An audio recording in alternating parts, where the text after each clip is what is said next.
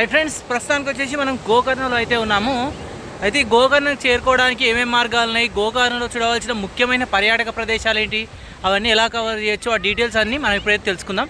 ముఖ్యంగా మన తెలుగు రాష్ట్రాల నుంచి, హైదరాబాద్ నుంచి ఇక్కడికి రావడానికి రైలు కానీ, బస్సు కానీ, ఫ్లైట్ ఏమేమి ఆప్షన్స్ ఉన్నాయి, ఎంత దూరంలో ఉన్నాయి, ఎంత బడ్జెట్ అవుతుంది అనేది ఇప్పుడు క్లియర్గా తెలుసుకుందాం. ఫస్ట్ అయితే ఒక్కొక్క టూరిస్ట్ ప్లేస్ అయితే తెలుసుకుందాం పదండి. ఇప్పుడు మనం ఈ గోకర్ణ ఆత్మలింగ క్షేత్రానికి ఎలా చేరుకోవాలో చూద్దాం. మనం ముఖ్యంగా గోకర్ణ చేరుకోవాలంటే మన తెలుగు రాష్ట్రాల నుంచి హుబ్లీకి అయితే చేరుకోవాల్సి అయితే ఉంటుంది. ఎందుకంటే మన తెలుగు రాష్ట్రాల నుంచి అయినా, హైదరాబాద్ నుంచి అయినా హుబ్లీ వరకు మనకి ఏంటంటే ట్రైన్ సౌకర్యం ఉంది. అందుకోసం ట్రైన్లో హుబ్లీకి రీచ్ కండి. అప్రాక్సిమేట్లీ ఒక 400 ఇలా ఉంటుంది టికెట్ అంతే. అక్కడి నుంచి మీరు గోకర్ణ చేరుకోవాల్సి అయితే ఉంటుంది. డైరెక్ట్ బస్సు అయితే అవైలబుల్గా ఉంటాయి, చాలా తక్కువ ఉంటాయి, ఎప్పుడో ఒకటి ఉంటాయి అంతే. అయితే మీరు ఏం చేస్తారంటే కుమ్టా వరకు అయితే వచ్చేసేయండి. మన గోకర్ణ నుంచి కుమ్టా ఆల్మోస్ట్ 160 ఉంటుంది అంతే. మీకు ఒక 3 అవర్స్ ఇలా పడుతుంది. 200 రూపీస్ ఇలా టికెట్ ఉంటుంది అంతే. ఇక కుమ్టా ఏరుకున్నాక కుమ్టా నుంచి గోకర్ణ వచ్చేసి మీకు ఆల్మోస్ట్ ఒక 30 కిలోమీటర్స్ ఉంటుంది. 30 రూపీస్ ఛార్జ్ ఉంటుంది. బస్సెస్కి అయితే ప్రాబ్లం లేదు. ఒక 10 నిమిషాలకు ఒక బస్సు అయితే ఆల్మోస్ట్ మన గోకర్ణకు అయితే ఉంది. ఎందుకంటే నేషనల్ హైవే నుంచి 10 కిలోమీటర్స్ లోపలికి వెళ్ళాలి మనం ఈ గోకర్ణకు చేరుకోవాలంటే. ప్రస్తుతానికి మనం ఈ గోకర్ణ క్షేత్రానికి అయితే వెళ్తున్నాం. చూడండి ఎంత బాగుందో. ఇక బస్సెస్లో రావాలంటే చాలా కష్టమే. బెంగళూరు వెళ్ళి బెంగళూరు నుంచి ఇక్కడికి రావాల్సి అయితే ఉంటుంది. చాలా బస్సెస్ ఉంటాయి కానీ చాలా డిస్టెన్స్ అవుతుంది ఇలా అయితే మీకు ఇక్కడ చేరుకోవడానికి. ఫ్లైట్ ఆప్షన్ కూడా అంతే, హుబ్లీకి చేరుకోవాలి లేదా మంగళూరు చేరుకొని అక్కడి నుంచి ఇక్కడ చేరుకోవాల్సి అయితే ఉంటుంది రోడ్ మార్గాన్ని. అయితే ఒకటి గుర్తుపెట్టుకోండి, తిరుపతి నుంచి వచ్చే వాళ్ళకు డైరెక్ట్ బస్సెస్ అయితే ఉన్నది కుమ్టా వరకు చూసుకోండి.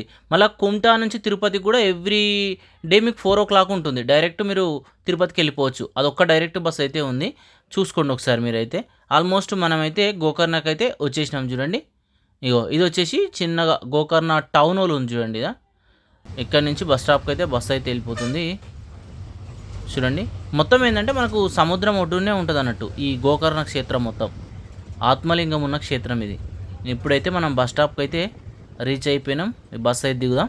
హాయ్ ఫ్రెండ్స్, ఇప్పుడు మనం వచ్చేసి ప్రస్తుతానికి అయితే గోకర్ణకి అయితే రీచ్ అయిపోయినాం. గోకర్ణ బస్ స్టాప్లో అయితే ఉన్నాం. ఇక్కడ నుంచి మనకు టెంపుల్కి అయితే వెళ్ళాలి. టెంపుల్ 1 o'clock క్లోజ్ అన్నారు, మళ్ళీ 4కి తెరుస్తారట.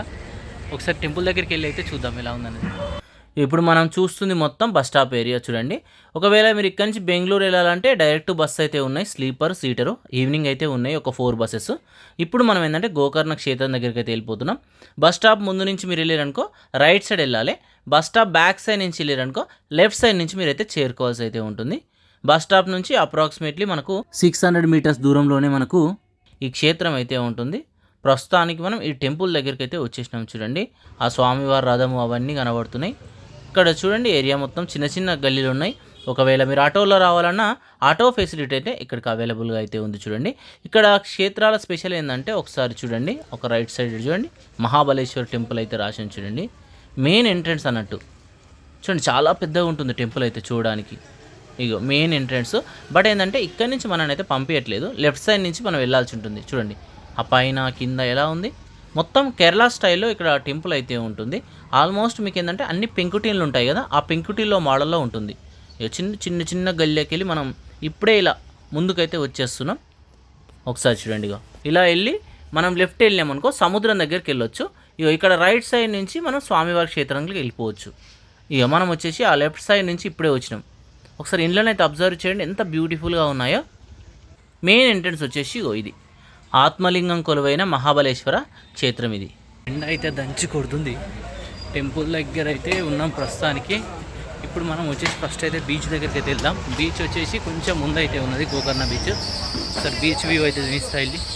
ఇప్పుడు మనం ఏంటంటే ఫస్ట్ బీచ్ దగ్గరికి అయితే వెళ్దాం. బీచ్ దగ్గరికి వెళ్ళేసి తర్వాత వచ్చేసి స్వామివారిని దర్శనం చేసుకున్నాం. లెఫ్ట్ సైడ్ వచ్చేసి చెప్పలు పెట్టాలంటే ఈ లెఫ్ట్ సైడ్ అయితే పెట్టుకోవచ్చు. లేదు మీకు నడవడానికి వీలుగా అవుతుందంటే ఇక్కడ వరకు ఆటోలు కూడా వస్తాయి. లెఫ్ట్ సైడ్ బాదాము అవన్నీ అయితే అమ్ముతుర్రు. చిన్న బ్రిడ్జ్లా ఉంది, కిందికి వెళ్ళి వాటర్ వెళ్తున్నాయి. ఆ రైట్ సైడ్ చూడండి అన్ని కొబ్బరి చెట్లు ఎంత బాగా కనబడుతున్నాయో. వావ్, ఇక్కడ ఒక స్వామివారి స్టాచ్యూ అయితే కనబడుతుంది. ఈడిదాకా ఎట్లా వచ్చినాం, బీచ్కి అయితే వెళ్తున్నాం. బీచ్ వచ్చేసి ఇంకొక 200 మీటర్స్ దూరం అయితే ఉంది. బా మట్టి మాత్రము బీభత్సంగా కాలుతుంది కింద. అబ్బాబ్బాబ్బా ఎండలు అయితే బాగున్నాయి. ఇక్కడ ఈ సముద్రం ఒడ్డున ఇంకా ఎండ ఎక్కువ ఉంటుంది కాబట్టి ఈ బీచ్ ఒడ్డున బాగా కాలుతున్నాయి. అంతా ఇసుక కదా, ఇసుకలో చాలా హీట్గా అయితే ఉంది. ఒకసారి చూడండి మెయిన్ బీచ్ వచ్చేసి ఇదే మహాబలిపురం బీచ్. చూడండి కొంచెం దూరం నడుచుకుంటా వెళ్ళాల్సి అయితే ఉంటుంది, అక్కడి వరకు వెళ్ళాలి మనమైతే. ఒకసారి మన బ్యాక్ సైడ్ కూడా చూపిస్తా. అవి చూడండి, ఇగో ఇది వచ్చేసి అక్కడ సైడ్ వ్యూ. మనం అక్కడి నుంచే నడుచుకుంటూ ఇక్కడ వరకు అయితే వచ్చేసినాం. కొంచెం బీచ్లో ఫ్రెష్ అప్ అయిదామా, ఎందుకంటే మొత్తం హీట్గా ఉంది కదా, కొంచెం స్నానం అది చేస్తే చాలా కూల్గా అయిపోతుంది. ఇక్కడ అయిపోయిన తర్వాత మనం స్వామివారిని దర్శనం చేసుకుందాం. ఒకసారి వ్యూ చూడండి ఎంత బ్యూటిఫుల్గా కనబడుతుందో. మనకు గోకర్ణలో వచ్చేసి మెయిన్ బీచ్. ఇక్కడ చూడండి వాటర్ ఎంత ఫ్రెష్గా కనబడుతున్నాయో. బీచ్లో మొత్తం వాటర్ చూడండి, కింద కాళ్ళ దాకా వచ్చినాయి వాటర్. వెరీ కూల్, సూపర్ ఉన్నది. అంత ఎండలు ఇక్కడికి వచ్చినాక మాత్రం సూపర్ కూల్గా ఉంది. కింద అలల సౌండ్ చూడండి, బీభత్సంగా వస్తుంది అలల సౌండ్. చూడండి అవి మొత్తం అలలు ఇట్లా వచ్చేస్తున్నాయి ఇక్కడికి. ఇక్కడైతే కంప్లీట్ చేసుకున్నాక మనం వచ్చేసి ఇక స్వామివారి క్షేత్రం దగ్గరికి వెళ్ళిపోదాం.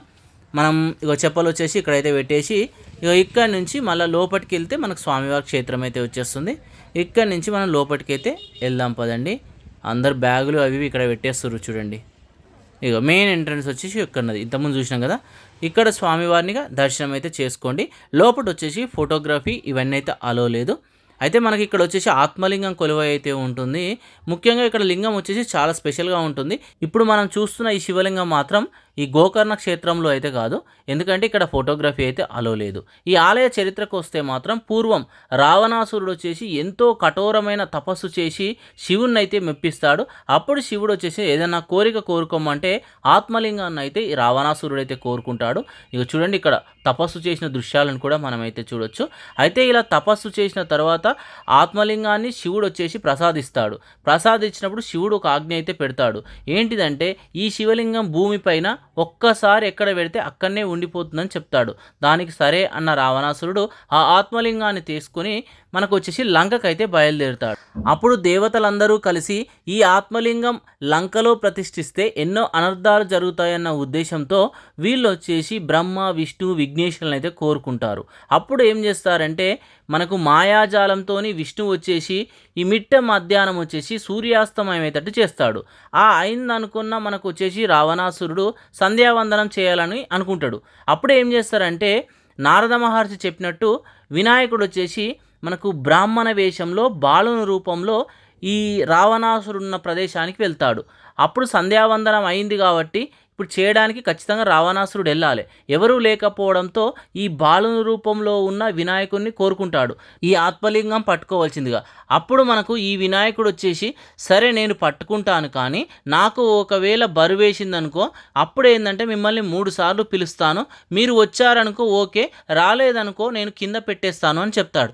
దానికి సరే అన్న మనకు రావణాసురుడు వచ్చేసి సంధ్యా చేయడానికి అయితే వెళ్తాడు. అయితే ఏంటంటే అప్పుడు ఏం జరుగుతుందంటే వెళ్ళగానే మనకు ఈ వినాయకుడు తొందరలో 3 టైమ్స్ అయితే పిలిచేస్తాడు. ఆ పిలవడంతో రావణాసురుడు సంధ్య మధ్యలో ఉండడంతో ఇక్కడికి రాడు. అప్పుడు భూమి మీద పెట్టేస్తాడు. ఆ భూమి మీద మొదటగా పెట్టిన ప్రదేశమే ఈ గోకర్ణ క్షేత్రం అన్నట్టు. ఈ గోకర్ణ క్షేత్రంలోనే ఆత్మలింగం అయితే కొలువై అయితే ఉంది. తర్వాత ఈ రావణాసురుడు వచ్చేసి ఆ కోపంతో వినాయకుని నెత్తి మీద ఇట్లా మొట్టికాయ వేస్తాడు. ఇలా లొంత పడుతుంది. ఆ లొంతబడ్డ వినాయకుడిని ఆ క్షేత్రాన్ని అయితే మీకు నెక్స్ట్ అయితే చూపిస్తాను.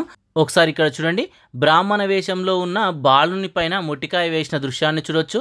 ఇక ఆత్మలింగాన్ని రావణాసురుడిలా పికిలిస్తున్న దృశ్యాలను చూడొచ్చు. ఇక్కడ చూడండి 12 జ్యోతిలింగాలను కూడా చూడొచ్చు. ఇక చూడండి ఇక్కడ వచ్చేసి మెయిన్ టెంపుల్ అయితే ఉంది మన బ్యాక్ సైడ్.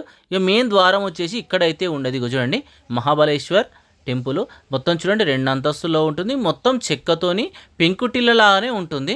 చాలా పవిత్రమైన క్షేత్రంగా మనం చెప్పుకోవచ్చు. ఇగో వినాయకుని క్షేత్రం వచ్చేసి ఇక్కడ ఉంది. ఒకసారి చూడండి, ఇగో కోపంతో రావణాసురుడు ఈ వినాయకుని నెత్తి మీద మొట్టికాయ వేస్తారు కదా, చిన్నగా ఇలా లొంతబడ్డ వినాయకుని ఇక్కడైతే మనం చూడవచ్చు. ఇక అలా పడ్డ తర్వాత రావణాసురుడు ఎంతో కోపంతో ఆ ఆత్మలింగాన్ని పెకిలీనికైతే ట్రై చేస్తాడు. కానీ ఆ పెట్టెలో తెచ్చిన ఈ ఆత్మలింగం ఒక్కసారి భూమి మీద పెడితే మళ్ళీ రాదు కాబట్టి ఎంతకు రాదు. అలానే పెకిలియడంతో మూత వచ్చేసి ఇక్కడికి 23 కిలోమీటర్ల దూరంలో ఉన్న గుణేశ్వర్లో అయితే పడుతుంది. అక్కడ గుణేశ్వర లింగం ఏర్పడుతుంది. కవచం వచ్చేసేమో సజ్జేశ్వర్లో పడుతుంది. అక్కడ సజ్జేశ్వర లింగం అయితే ఏర్పడుతుంది. శివుని మనకు లింగం పైన వస్త్రం పడ్డ ప్లేసులనేమో మురుదేశ్వర లింగం అయితే ఏర్పడుతుంది. మనకు పెట్టే కట్టిన తాడు ఉంటుంది కదా, ఆ తాడు పడ్డ ప్లేసులనేమో మీకు ద్వారేశ్వర లింగం అయితే ఏర్పడుతుంది. వీటిని పంచలింగాలుగా పిలవడం అయితే జరుగుతుంది. ఇగో ఇక్కడి నుంచి రైట్ తీసుకొని ఒక 100 మీటర్స్ ఇలా లోపలికి వెళ్ళగానే మీకు కోటి తీర్థం అయితే ఉంటుంది. ఒకసారి అయితే చూడండి, నేను వచ్చేసి వేరే తీర్థాన్ని అయితే చూపిస్తున్నాను. ఒకసారి ఫొటోస్ అయితే చూపిస్తా చూడండి. ఇలా ఉంటుంది కోటి తీర్థం. చాలా పవిత్రమైనది చెప్పుకోవచ్చు. ఇందులో స్నానం ఆచరించి తర్వాత గణనాథుని దర్శనం చేసుకొని చివరగా వచ్చేసి శివయ్యని అయితే దర్శనం చేసుకోవాల్సి అయితే ఉంటుంది. స్వామివారి దర్శనానికి వెళ్ళే ముందు ముఖ్యంగా సాంప్రదాయ దుస్తులలోనే కంపల్సరీ వెళ్ళాలి. ఇప్పుడు మనం చూస్తుంది మురుదేశ్వర క్షేత్రం. మనకు పంచక్షేత్రాలలో ముఖ్యమైనది వచ్చేసి మురుదేశ్వర క్షేత్రంగా కూడా మనం అయితే చెప్పుకోవచ్చు. చూసి టూర్ ప్లాన్ అయితే చేసుకోండి. Thank you.